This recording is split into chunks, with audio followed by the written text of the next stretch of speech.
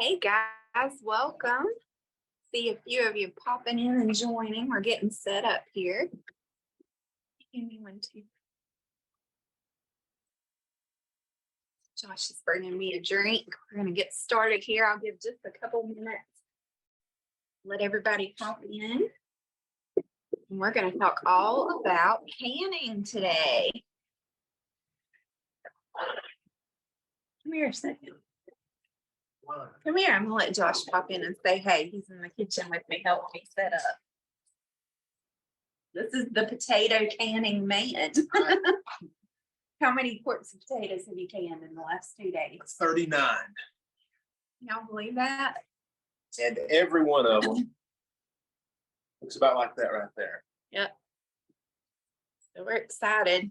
We've still got a bunch to harvest too. And we're batting 1,000. Every one of our cans sealed, which is a After surprise. accomplishment, yeah. Sometimes you don't get 100% seals, so we did good. All right. So let's just dive right in and start talking canning. So I am going from my phone today, which makes it where I cannot see the chat as we talk. So if you have questions while we're going through our class today, feel free to unmute yourself and pop in and ask questions, interact. The class will be a whole lot more fun if we chat together while we're doing it. But we're going to just kind of do an overview of home canning and preserving today. I'm going to teach you some basics, and then we're going to kind of do a series over the next month together as the Extra Grace community. And I'm going to, in detail, kind of hold your hand through the process and teach you all the types of canning. So on, I think the 22nd, it's 2 Saturdays from now, we are going to make tomato sauce together. I'll be posting a supply list ahead of time for our tomato sauce class, so you can actually be making your tomato sauce with me that day. We can make it together and we will can it together step by step. We're going to do a pickle class at the end of the month, and I'm going to show you several different pickle options to make refrigerator pickles, but also how to can pickles. And then we will also do a pressure canning class at the beginning of August, and we're going to pressure can green beans together. So if you are really wanting to start canning for your family, but you're just not totally sure how to start, where to begin, this is going to be your month. These Zoom classes are going to walk you through everything you know step by step. So for today, what we're going to do is sort of take the fear out of home canning. And we are going to just cover the very basics to get you started. So the first thing we're going to talk about is the 3 types of canners. So you can find a ton of information on the internet about canning. There are books galore, videos on YouTube, and you will read lots of conflicting opinions about canning. I've spent a lot of time studying this, and I am a firm believer that when you are learning to can, you want to follow safe and approved recipes and really learn the correct methodology so you can keep your family healthy and not have to worry about getting sick. There are recipes posted online that are sometimes called rebel canning recipes. Those are not recipes that I will be showing you. Anything that I share, you can feel confident is coming from a tested and approved recipe source, just because I want you to feel safe to try these recipes. So we're going to cover a lot of basics today, but let's just dive right in with the 3 types of canners. So the first kind of canner is a pressure canner. This is my favorite pressure canner. This is the one I use most frequently. This is a Presto 16 quart. Now, I will send an email out Monday morning with the recording of this so you can watch it back. And in that email, I'm going to send links for all of the things I show you today. So I will link the exact canners that I have in case you're looking for one and you need to order one. But I love Presto for a couple of reasons. Number one, it's a lighter weight canner. I can on a glass top stove, so it's important to me to use the aluminum canner that's a little lighter weight. You can get the great big like double decker canners that will hold a lot of jars at a time, but that would be really heavy and I would be afraid to use it on my glass top.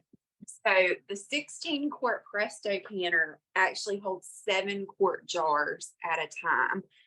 But it's considered 16 quarts because you've also got water in there too. But it fits 7 jars, so you can process 7 jars at a time. Now, let me show you kind of the parts of the canner here. So it's essentially a big pot. It's a great big pot, and there's a lid that goes on top. And then on the lid, you have a weight. So this is your weight, and it comes off and it sits on top of this little spout. This is a vent, okay? And then you also have a dial gauge here, which hopefully you can see that. And your dial gauge is going to tell you how many pounds of pressure are building up inside your pot once it's sealed.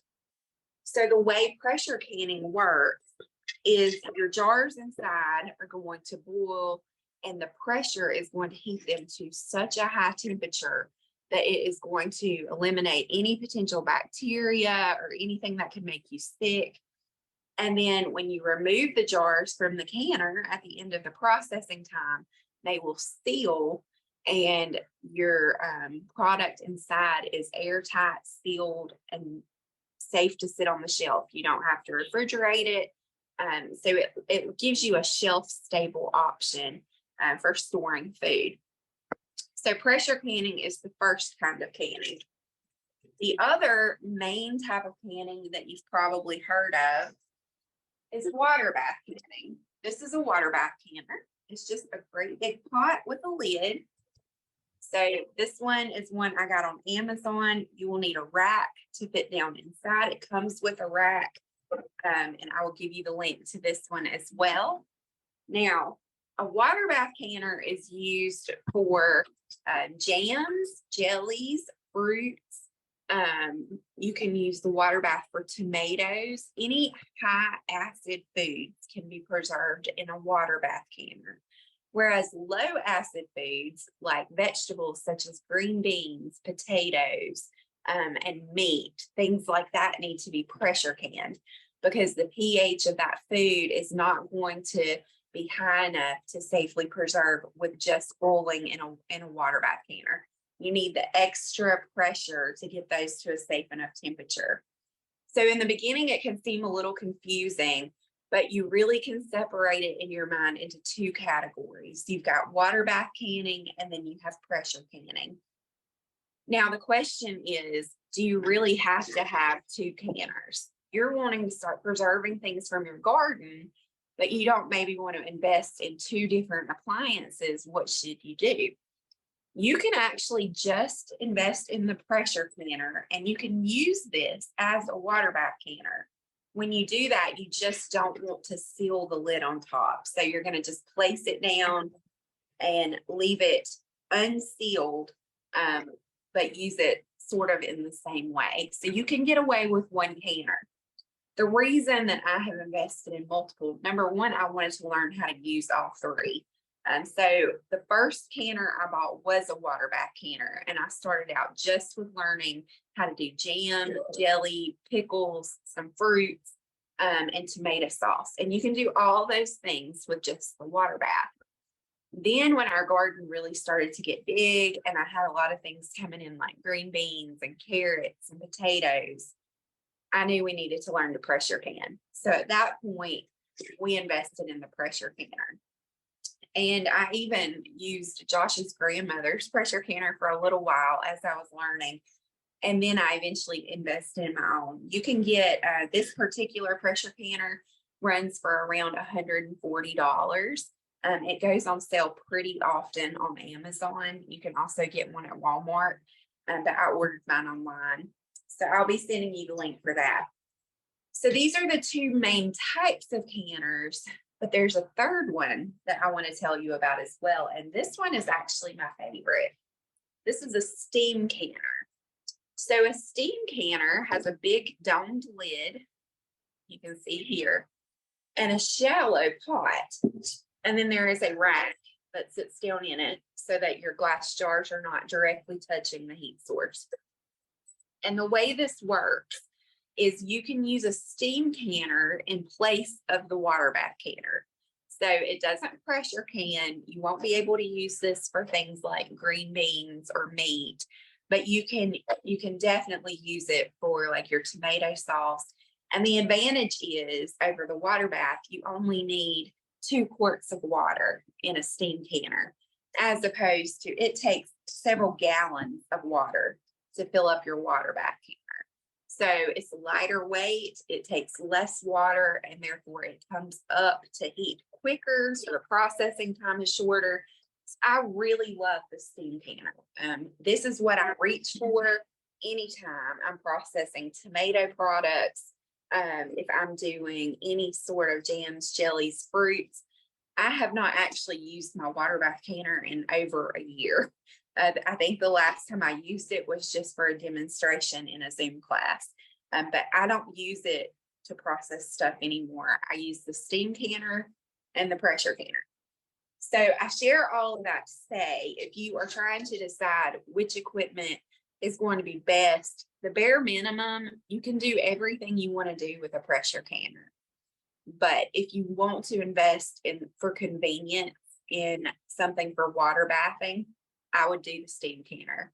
The steam canner runs about $60, which is about the same price as a water bath anyway. So if you're going to have to get one, I would go with the steam canner. That's just my preference. So let's talk about the process of canning and what it looks like. And today I'm going to kind of talk you through each one, and then over the next few classes, we'll be doing a live demo and actually canning together with all of them. So when you can, obviously you're going to need your canner, right? And you're going to need jars. So let me show you some jars here. I've just pulled some off the shelf to show you today. So for instance, this is vegetable beef soup that I canned in 2022. I have it labeled there on the top. And this is a wide mouth jar. So a wide mouth jar is going to be larger at the top compared to a regular mouth jar, which is smaller. Do you see the size difference there? So this is regular mouth, this is wide mouth. Totally a matter of preference. You can use either one, whatever you like. If in a perfect world, I would use all wide mouth jars. They're just easier to work with, easier to fill, easier to empty. However, I have not spent much money on canning jars. I have found that you can find these used for practically free most of the time. I asked around on Facebook, and I just put something up and said, hey, I'm looking for canning jars. If you have any that you're trying to get rid of, let me know. And I've had hundreds of jars given to me where people just had them in their basement, or they had a mother or grandmother that used to can and is no longer doing that, or, isn't able to. And so I've been given a lot of jars, most of which are regular mouth, because that's kind of what most people used years ago. Both of them work well. And then you can also do different sizes. So these are quarts. Obviously, they hold 4 cups. You can also do pints, which hold 2 cups. So there's a pint and a quart, so you can see the difference. You can also do half pints, like this little jelly jar. And this one, I actually have a label on it. I don't know if you guys can see it, but I made cute little labels and gave these as Christmas gifts. It's strawberry jam. And it's a fun little handmade gift that you can give to people. Everybody loves homemade jam. And it's pretty easy to make too. I've got several jam recipe tutorials on Instagram if you're looking for one. I can definitely send you the link to that. You can can a lot of things. The only things that you cannot preserve with canning are going to be dairy. So anything with like cream or milk in it does not typically preserve well, and it's not recommended to can those. And then grains, so things like rice, oats, wheat, anything like that They do not recommend that you can that just because of the density of grains and the potential for botulism. So we don't can grains. So for instance, let's say you're canning some soup, like chicken noodle soup. You would can your soup with the chicken and the broth and just leave out the noodles. And when you're ready to prepare it, you heat your soup up and boil the noodles in your broth. So I just add my grains in later when I open my jars, and I don't can the grain in it. So those are really the only two things that you cannot can, grains and dairy. You can do all kinds of vegetables. You can do meats. You can do meals in a jar. You can can your chili. Let's say you make a big pot of chili for your family to enjoy, and you only eat half of it. You can the rest, and you've got easy, quick meals to open later, and there's no waste, and it's a shelf-stable way to store your leftovers. So lots of options in terms of jar sizes. With canning, you're also going to need lids and rings. So you see here the lid on top, and then let me show you. I've got a basket of my rings here. So this is a ring, and it screws just right on top. And once these have sealed, when they come out of the canner, I remove the ring. So you don't need hundreds of rings. You just need enough, for 7 jars or however many you're processing at a time. The lids are not reusable. You can buy lids that are designed to be reused. But I have found that the single-use lids are very convenient, and that's just what I go with. I have tried reusing them. I'm sure that's a question we're going to get. So I have tried reusing the lids. Some people do.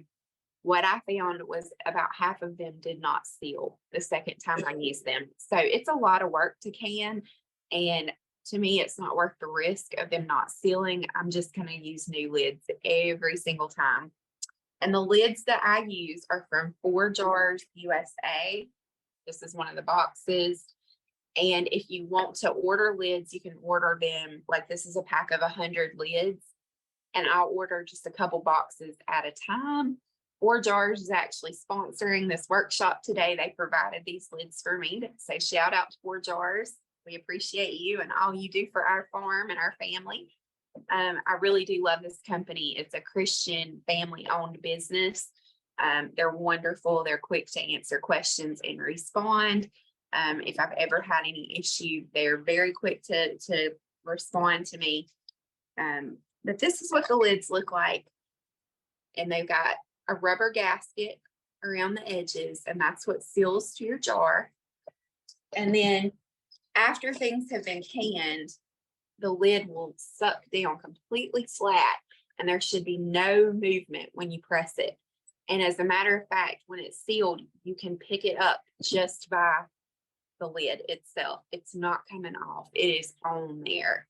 And that's how you know it's safe to eat and completely sealed. If that lid has any wiggle at all, or when you pull on it, if it comes up whatsoever, throw it out. And the number 1 rule in canning is when in doubt, throw it out. Never eat something that looks cloudy. Never eat something that smells off or strange.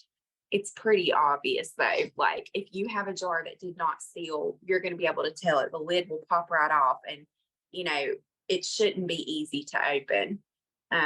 One thing I will show you as well, that is another cool little canning tool, is you can get a jar opener. And this is what they look like. I got this one from 5 Versus Farm on Instagram. She's another homestead mama, and she carves these by hand, which is so cool. But like it's got this little kind of crevice here, and you just slip it in, and it pops your lid right off. I'm not going to open this one right now. It's easy. And she does this because it kind of minimizes the damage to the lid when you pop it off with one of these. And then you can save these lids to reuse, like on top of jars that you're not canning. So like, for instance, let's say you open this jar of soup and you only eat half of it. You can put this lid back on, put a ring on it, and stick it in the refrigerator and eat the rest tomorrow. But once you've opened the lid, you do need to refrigerate whatever is left. Okay. Now, how long will things last? That was one of the questions that you guys had asked on Facebook. Once you have canned a food, you can count on 12 to 18 months. That's the official answer. My unofficial answer is you can go a whole lot longer than that. These will last 4 years. I have seen my in-laws open a jar of 12-year-old canned green beans and eat them, and it's been a non-issue. So as long as that seal is on, they're good, and you don't have to worry as long as the jar is sealed. So you're really getting long-term food storage with canning, whereas, you know, in a freezer, things do start to degrade over time. You know, usually about 6 to 9 months with veggies is all you're getting by freezing, whereas when you can them up, you're getting 18 months at least. And the way we kind of approach this is we try to can enough every summer to last us to the following summer. So for instance, we've been canning potatoes this week. You guys saw we harvested that raised bed full of potatoes. And as we've canned them, our goal is 100 jars of potatoes, because that's going to give us round about 2 jars a week. And we don't do a lot of pasta, so potatoes are one of our main starches as a gluten-free family. And I love that it's a homegrown thing. So we'll have potatoes at least twice a week. So I'm trying to get 100 jars of potatoes, which I think we're going to hit that easily. Same thing with green beans. If I know we're going to want to have green beans about twice a week, I need to plan for, 52 weeks a year. So let's aim for 104 jars of green beans. And you can play around with it and sort of watch and see what you run out of quickly, what you will need less of next year, what you're going to need more of next year. Like for us, in 2022, I made a ton of jam and jelly. I went on like a big jam and jelly kick. We did a jam week on Instagram, and I canned like 5 different kinds, big batches. We ended up with several hundred jars of jam and jelly. We've only gone through about half of that. So for 2023, I'm not making jam and jelly. I'm just using up what we still got from last year. And that's the thing. It's still perfectly good. So you can do that. It's really just what you want it to be. Like you decide how much you want to store. You can can plain vegetables. You can can prepared meals. You want to follow safe recipes. And so I wanted to show you, this is the book that I started out with when I first started to learn canning. This is the Ball Complete Book of Home Preserving. It's got 400 recipes in it. And I'll be sending you the link to this book. You can see I've got like cards stuck all through it, marking some of my favorite recipes. But what I tend to do is, for instance, let's say we want to can some peaches. So I've opened this up and it has a recipe for peaches and syrup. So this is going to tell me my time here. It says I'm going to need to do 25 minutes for pints or 30 minutes for quarts. And so the recipe itself here, it's pretty simple. It calls for just a hot sugar syrup and peaches, which is exactly how I've done mine in the past. But this will get you started and give you the basic methods.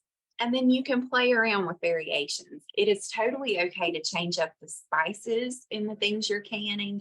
You can change up seasonings. What you want to stick to the recipe on is the method and the processing time. So the method, as in, do I need to water bath this or can I pressure can this?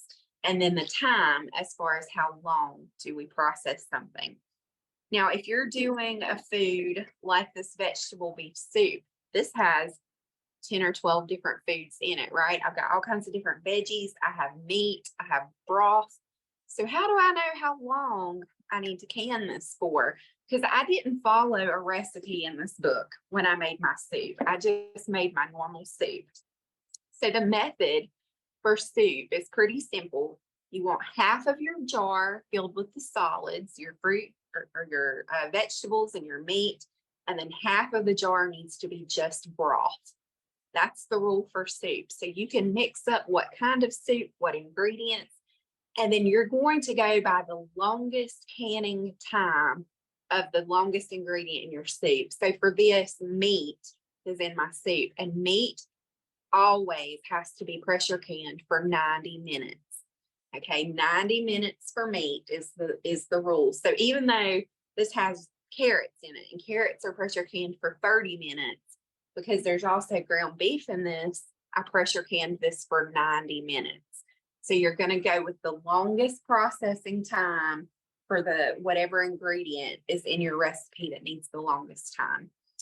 In the email I send you, I'm going to give you kind of a cheat sheet with processing times for garden basics, the things you're most likely going to start out with. So I'll give you times for green beans, potatoes, tomatoes, jam, all the basics to get you started. But as a general rule, nothing ever has to be pressure canned longer than 90 minutes. 90 minutes is the time you're going to use for meat.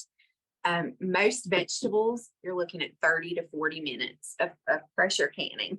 With water bath or steam canning, you're looking usually at anywhere from 10 minutes for pickles all the way up to 40 minutes for tomatoes.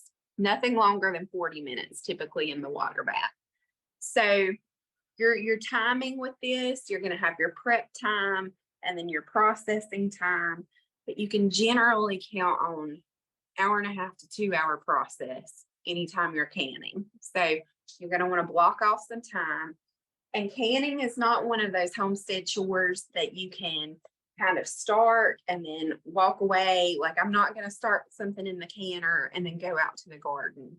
You really have to watch it and make sure that your temperature is staying steady, that it's processing correctly. You never walk away from your canner. It's a stay in the kitchen and keep an eye on it kind of project, if that makes sense. So I wanted to show you a few things that I've canned just to give you some ideas of things you can do.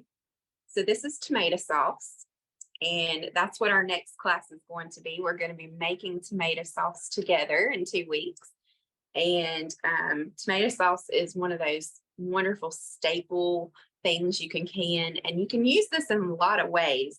Pasta sauce, pizza sauce, enchilada sauce, tomato soup, they all start with the same base of just kind of a pureed tomato. So when I can tomato sauce, I can it completely plain. I don't add any herbs or seasonings. I wait until I open my jar, and then however I use it will determine what kind of herbs and spices I add. So for instance, if I'm going to open this and make spaghetti for supper, I'm going to add basil. If I'm going to make a lasagna, I'll add oregano. If I'm going to use it for chili, I'm going to add chili powder. You just mix it up however you want, but you have the staple right here. This is a sauce. I also can diced tomatoes, and I can salsa. Those are kind of my 3 staple things that I do to preserve my tomatoes. You can also make your own ketchup. You can make your own barbecue sauce. The idea here is to, one by one, begin to replace all the things that you have been buying at the grocery store with things that you're able to make at home. And the beautiful thing is there's no preservatives, because the canning is preserving things, and you're not adding any chemical preservatives, so you can feel really good and healthy about your family eating this. So that's the soup. We've also got, this is a fun one, cranberry sauce or cranberry juice. So you can see the whole cranberries in here. Cranberry juice is something I can every single year. This is a fall canning project for me because cranberries go on sale around Thanksgiving, and I'll stock up on them, and I'll do a great big canning blitz. And I aim for 1 quart of cranberry juice per week for me personally. Nobody else in my family really likes it, but I have always struggled with urinary tract infections, and this is a natural remedy. And by making it yourself, you're using whole cranberries, and y'all, it works. I've not had a UTI since I started using this. So I drink it every week, and it's amazing. It's delicious too. I have the full recipe and tutorial for how to make cranberry juice on YouTube. So you can go watch that today and learn how to make cranberry juice if you'd like to. Green beans is another staple thing that we can. This is one of our jars from last year. I like to can my green beans in quart jars. I find that a quart is the perfect amount for dinner for my family of 4. If you have a bigger family, you might need more, but a quart works well for us. We also have carrots. Those are some homegrown carrots. I just canned these about 2 weeks ago, and when we harvested our carrots from the spring. I like to can my carrots because they're convenient for several things. Number one, you can just drain them, add a little honey, and season them up, however you like, and saute them for a good side dish. You can throw these in a soup. Lots of ways you can use carrots. When you open these, they're like cooked carrots, just like canned carrots you would buy from the grocery store. They're soft like a boiled carrot. So you would use them just like a traditional canned carrot from the store. This is a peach jalapeno jam, which was a fun project we did last year. We have a few jars of it left. We really love peach jalapeno jam for lots of things, but it's delicious as a marinade on pork.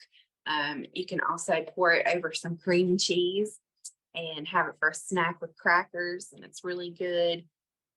Lots of things that you can try. That gets you some ideas to get going. So let's talk through the process of how you're going to can with each of the methods. And then after I kind of talk through this process, I'm going to open it up and see if anybody has questions. One other little tool I wanted to show you, this is a jar lifter. And these are relatively inexpensive, less than $10. I'll link this for you in the email as well.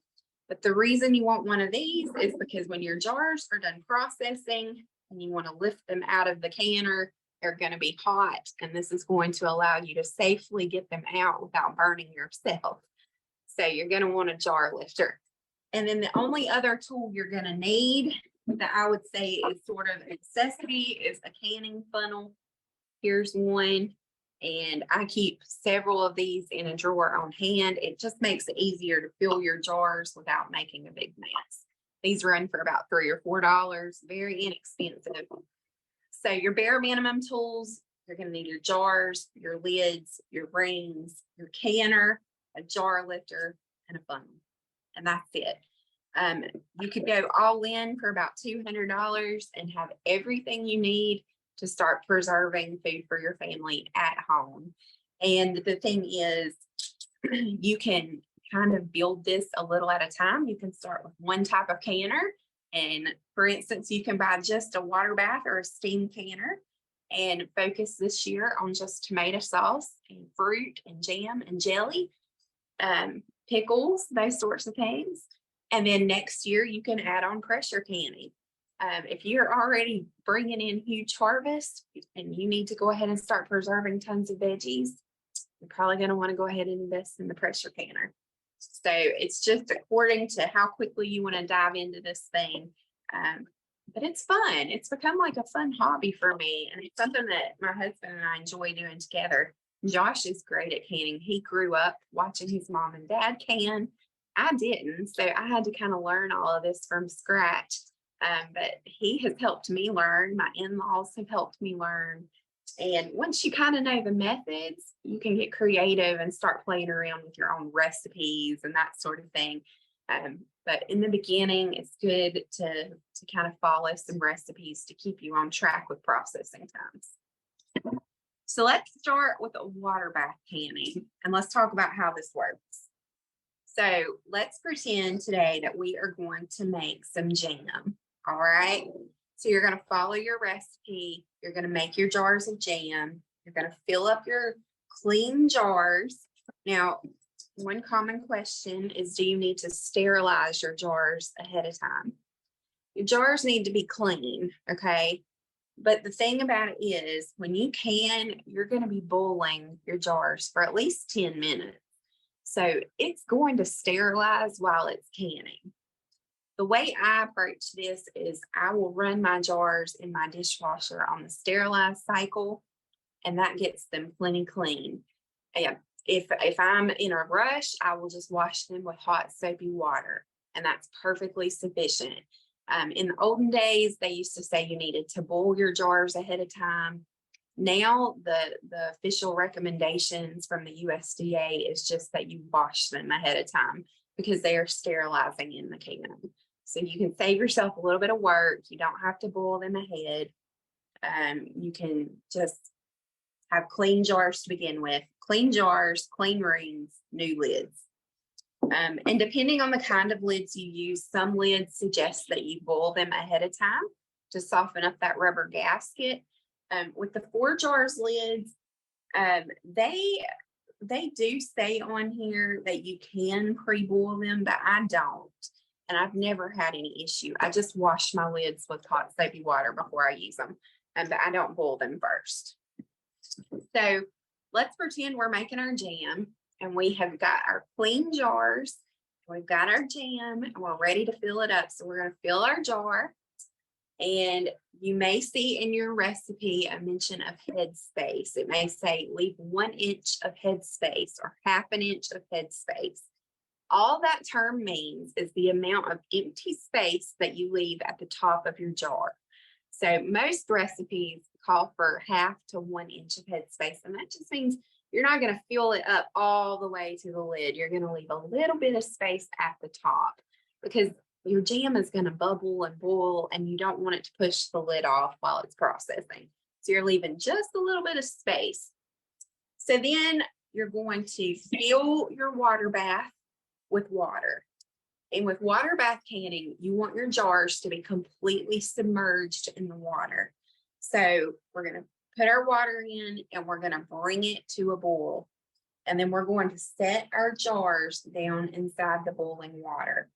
We want the water to completely cover them, and then we want it to come back to a rolling boil with the lid on, okay? Once we look in here and we see, okay, we're back at a rolling boil, we start our timer for however long we're supposed to process. So for jam, it would be 10 minutes. So once I'm at a rolling boil, I set a timer for 10 minutes and I let it go. At the end of the 10 minutes, you're going to open your canner, and you always open it away from your face because it's going to have lots of steam coming up. You're going to remove your lid, and then you can take out your jars. And you're always going to use the little rubbery grippy end to lift your jars out. Sometimes people use these things upside down. And you're going to lift it out, and then you'll set it on a towel, and you're not going to touch it for 24 hours, or at least overnight. I always leave them overnight. And what's going to happen is as your jar begins to cool down, it's going to create a vacuum, and it's going to suck the lid down, and your seal will be created. And you should hear a little pop. Not all brands of lids have a good pop, but the 4Jars do. You should hear just a little ding, ding as they start to pop and seal. And so when you hear that sound, you know you did it right. And then the next day you can come in and you can check and feel and make sure it's sucked down and sealed. You can do the pickup test where you pick it up by the rim of the lid and just make sure it holds. And if it's good to go, wipe it off, label it, always put the year, and then you can store your jars. Your canned foods should be stored in a cool, dark place is really ideal. Carrie, it's one of my favorite sounds too. It's the best thing when you hear those little jars popping. You want to store them in a cool, dark place if you can. But here's the thing. You've probably seen the pictures of my jars stored on a bookshelf. So we don't have a basement or a root cellar or anything like that. Storage is a major challenge for us. And so I keep my jars on bookshelves and in my pantry on shelves, and I've never had an issue with it. I mean, I wouldn't want to store these like in a garage or somewhere they're going to get too hot, but just room temperature in my home, it has been perfectly fine. So get creative, do what you got to do. You can store your jars in boxes slid up under your bed. You can put them in your closets. I mean, get creative. As far as rules for storing, it's best to remove the rings before you store them because the rings can sort of hide if the seal breaks. It will disguise it and you may not be able to tell. So it's best to remove your rings before you store them. And then if you need to stack your jars, the USDA, if you go on their website, what they say is you can stack them too high like this, but you only want to stack like the same shape of jar. So for instance, I'm not going to take this little jar that's a small mouth and take a wide mouth jar and stack on top of it because number one, that's really unstable, but it's also going to put weight right on the seal of this jar. Whereas this one, the wide mouth, I would feel okay to set that small mouth jar on top because look, it's sitting right in the middle and it's not touching the sealed area. The seal is happening on your edge, so you can stack one high if you have to, and it'll be fine. A lot of times people will get bent out of shape over storing jars on an open bookshelf and stacking them, but that's how we do it, and we've been perfectly fine. So if you got to do it, you do what you got to do. It's in my eyes, it's better to stack 2 jars than to eat food with a ton of preservatives. So I feel like it's all right. Okay, that's water bath canning. You're essentially just boiling your jars. It's all that there is to water baths. Let's talk about the pressure canning for a minute. So the process with pressure canning is a little bit different. So you're going to start out with 3 quarts of water in your pressure canner. If you're using the kind I have, always check your manual. Each one is a little bit different. But for the kind of canner I have, I use 3 quarts of water inside. There's also a rack that sits right down in the bottom to keep your jars from touching your heat source because they can crack. So you want to have your rack in there and put your water in.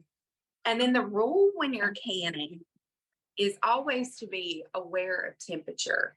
So if you're going to start with hot water in your canner, you're going to want to start with hot jars and hot food in your jars. If you're starting with cold jars and cold food, don't preheat the water in your canner because you're going to shock your jar. If you put a cold jar of cold food in a hot canner, your jar will crack. That temperature difference will shock the jar and it will crack it. So you just want to be super consistent, and you want to make sure that if you're using hot food, you're also using hot water in your canner. Okay, so let's pretend here we've put our 3 quarts of water in. We're going to say we're canning our green beans. Okay, so I would fill my jars up with my beans and I would cover it with water, leaving an inch of space at the top, put on my lid, put on my ring, and then I'm going to place it down into my canner. Okay, I could fit 7 quarts of green beans in this pressure canner. At that point, we're going to seal it up. So there's little arrows on the side that will help you line it up. Put your lid on and then you twist it and it locks. Okay, and then you're going to turn your heat on. So you want to heat your canner up kind of slowly, again, so you don't shock your jars. I will typically start with putting it on about medium heat or medium high, and it'll take maybe half an hour to really come up to heat. When you start with a pressure canner, you take your weight off in the beginning. So as your pot is heating up and your jars inside are warming up, you're going to eventually start to see steam coming out of this little vent. And when you see a steady stream of steam, you set a timer for 10 minutes. Now, it doesn't matter what you're pressure canning, whether you're doing green beans or carrots or soup or meat or anything. This is always going to be the way you do it. So you let it steam for 10 minutes. And at the end of that 10 minutes, when your timer goes off, you're going to come and put your weight over the vent. When that happens, all the steam is going to be trapped in here in your pot, and pressure is going to start to build inside. And as it builds, your dial on your gauge here is going to start to climb, and it's going to show you how many pounds of pressure are building up inside. The amount of pressure that you will use as you can depends on the elevation of where you live. So as a general rule, 10 pounds of pressure is the time for pressure canning. And then if you live at a higher elevation, you may need to add an extra pound of pressure per 1,000 feet. There's a formula to figure that out, and I will put that in the email so you can quickly reference it and see what your pounds need to be. Here for us in North Carolina, we are at 11 pounds of pressure because we are at 1,102 feet elevation. So just a little above sea level. So we bump it up to 11 pounds of pressure. So as the steam builds, when my dial hits 11, then I start my timer for whatever my processing time is. For green beans, we process 30 minutes for quarts. So once I see an 11 on the dial, I set my timer for 30 minutes. But I don't just walk away. This is the thing with pressure canning. You really have to kind of babysit this and watch your burner, because it can continue to climb. And if it gets too high, that's when pressure canners can explode. Now, modern pressure canners are built with safety systems. There's a little tab here that would blow out to release the pressure if it got too high.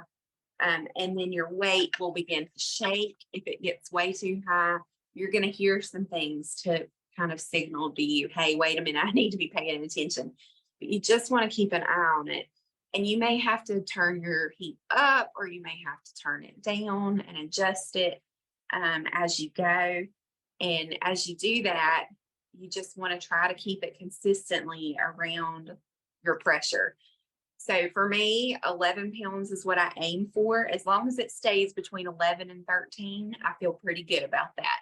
But if at any point it dips below 11 pounds of pressure, you have to start your time over, because you need it to process the full amount of time at the full amount of pressure for it to be safely preserved.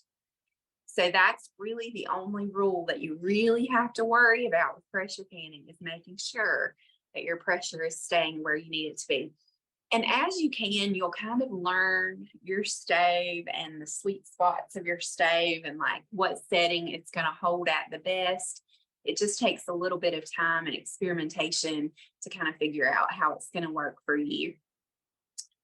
Generally, like I will start out on medium high, and then once I hit pressure, I will start to gradually turn my heat down and work it down. And usually if I sit at about a 2 or a 3 on my burner, that will hold me at the right pressure. So you're going to have to play with it, because every stove's a little bit different.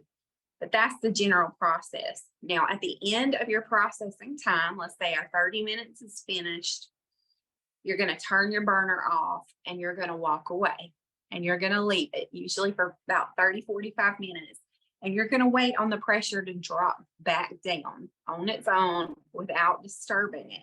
Because if you come over here and you just immediately remove the weight and you force it to depressurize quickly, what's going to happen is the liquid in your jar is going to be forced up from that quick change in pressure, and all the liquid's going to spill out, and your jars are not going to seal, and you're going to have a disaster. So when it finishes the time of processing, you just want to turn your burner off and let it sit. Let it come all the way down. And once it's back on a 0, then you can remove your weight and you can open your pressure canner and take your jars out. Always open away from your face, again, just like with the water bath. And you'll use your jar lifter with the rubbery side down to lift your jars out. Set them on a towel and let them sit overnight, and listen for the little pings to know they have sealed. Okay. So that's how you work the pressure canner. A lot of times people are really intimidated by the pressure canner because it seems like a more in-depth process, but it's really not. The steps are simple. It's steam for 10 minutes with no weight, add your weight, get to pressure, and then keep it there for the right amount of time. and then turn the burner off, let it come back down to 0, open it up, and your jars are done. A little time consuming, but the method is the same no matter what you're processing. And so as you work with this and you do it a few times and get more comfortable, it's less scary. And we're going to be doing several of these together through the summer, so you won't have to be doing it alone. The steam canner is a little different process as well. Let's talk about how to use a steam canner. There is a dial on the top of the steam canner, kind of like the pressure canner. I don't know if you can see that. It has zone 1, 2, and 3. Depending on your elevation, it will depend what zone you're canning in. So you need to read the manual when you get your steam canner. For me, I'm in zone 1. So the way this works is I put 2 quarts of water in here, put it on my burner, add my jars. And again, you know, I'm not going to preheat my water if my jars are cold. If my jars are already hot, you know, then you can go ahead and preheat, but you want to match hot jars, hot canner, cold jars, cold canner. So I'm going to fill it up, put my jars in. I'm going to put my lid on. And this one doesn't seal like a pressure canner. It just fits on top. And then turn your heat up, again, medium high, and let the heat start to build. As the water boils in this pot, it's going to build up steam in the dome. And your little dial up here is going to start to move. And depending on your elevation, you're going to want to wait until it gets into the green for your zone. When you see it on your steam canner, it'll make total sense. So for zone 1, I'm going to wait until it gets all the way over here into the green. And once it's in the green, then I start my timer. Just like you wait with the pressure canner for it to hit the right amount of pressure, with the steam canner, you're waiting for it to hit in the right zone, and then you start your timer. And when the timer goes off, again, I turn my burner off and I let it come all the way back down before I open my dome. So you're just going to watch that little needle on your dial until it comes all the way back over to 0, and then you're ready to open it up. So it's 3 separate kinds of canners, 3 slightly different processes, but they all are similar in the fact that you're using a hot canner with hot jar or a cold canner with cold jar.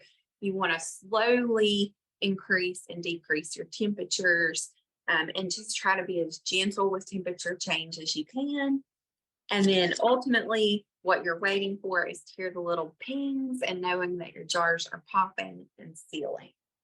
Okay, so that's a quick rundown of the 3 different processes for the 3 types of canners.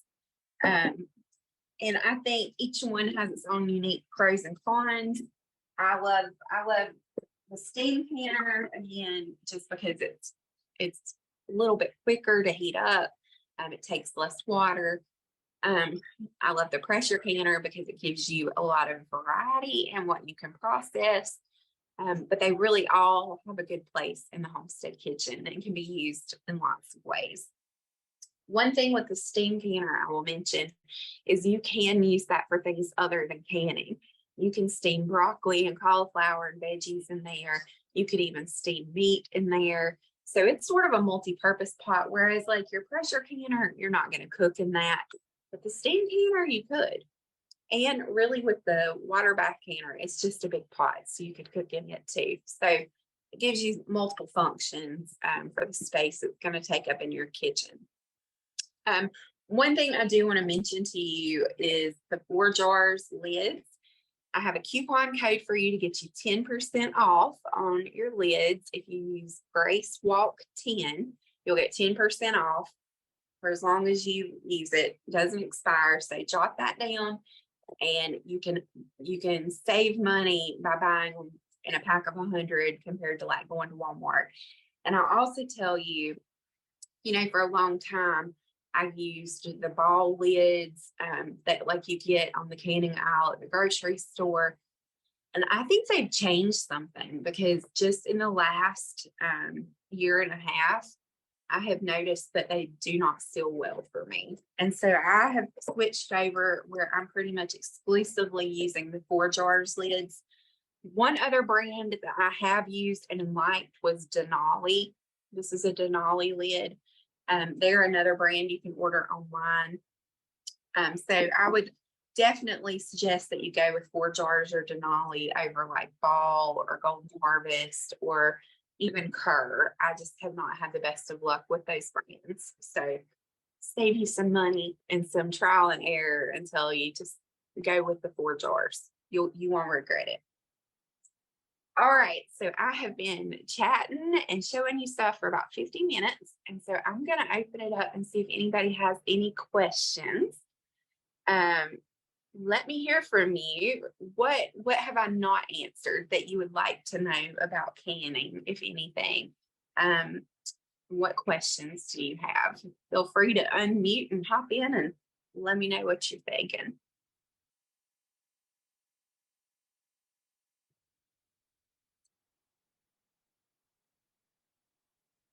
All right, you guys are a quiet group today. These Saturday classes, man, I feel like people are usually quiet. Have you ever canned okra? And is it soft like the carrots? Okay. Yes. So I have canned okra. I've done pickled okra. That's the way I've done it. With pickled okra, you can can it in the water bath or the steam canner for 10 minutes for pints, 15 minutes for quart. It is going to get a little soft because you're boiling it. So it is cooking it somewhat. But I don't mind it. Like, I like pickled okra personally. Now, I don't think I would want to just like cut it up if you didn't pickle it. Like, if you were going to just pressure can it, I think it would be mushy and I don't think it would be good. But if you like pickled okra, it turns out great.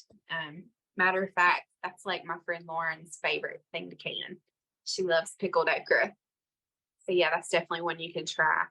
And you know, you can experiment too and see like with different foods which preservation method your family enjoys the most. Like, some people prefer the texture of frozen green beans. Personally, I think frozen green beans are gross. Like, I think they get rubbery. But like canned green beans, I think are awesome. Like, you just drain them and heat them up and they're good to go. So it's really a matter of like figuring out what your family is going to like and enjoy. And, you know, it's all a big experiment, but the more you can, the more you'll know what you'll enjoy. All right. Any other questions?